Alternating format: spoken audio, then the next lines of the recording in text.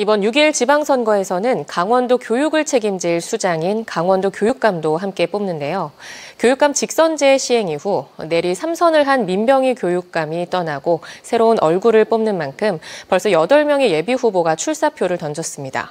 하지만 정당 공천도 없고 단일화 논의도 지지부진해 유권자들의 반응은 무관심 일색입니다. 윤하은 기자가 취재했습니다. 40여일 앞으로 다가온 6.1 지방선거.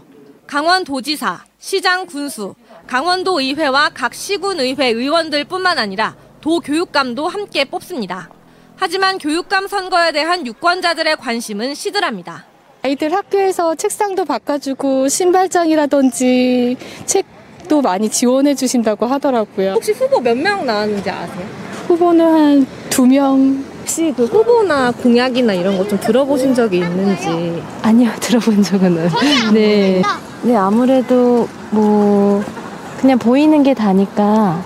강원도 교육감은 3조 4천억 원에 달하는 지방교육 재정을 관할할 뿐 아니라 15,000명 교원의 인사권을 가집니다.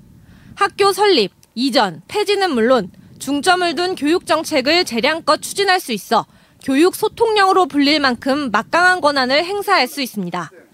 강원도에서 교육감 직선제가 실시된 2010년 이후 내리 3선을 연임한 민병희 교육감이 떠나면서 새로운 수장을 뽑게 되는데 벌써 8명의 후보가 출사표를 던졌습니다.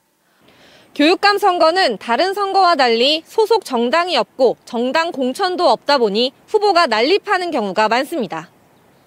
후보의 이력과 정책 방향에 따라 진보 보수 성향으로 나뉘기는 하지만 단일화를 강요할 수도 없습니다.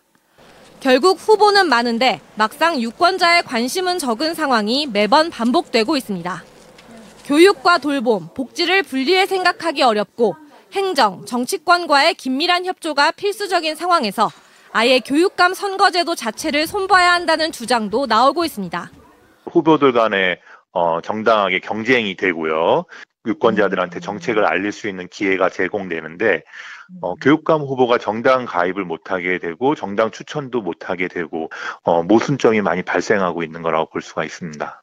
고교 평준화, 자유학년제 시행같이 강원교육 전반에 직접적이고 막대한 영향을 미치는 정책을 사실상 결정하는 교육감을 뽑는 선거.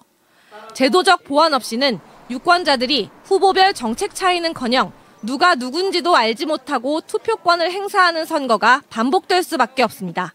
MBC 뉴스 윤하은입니다.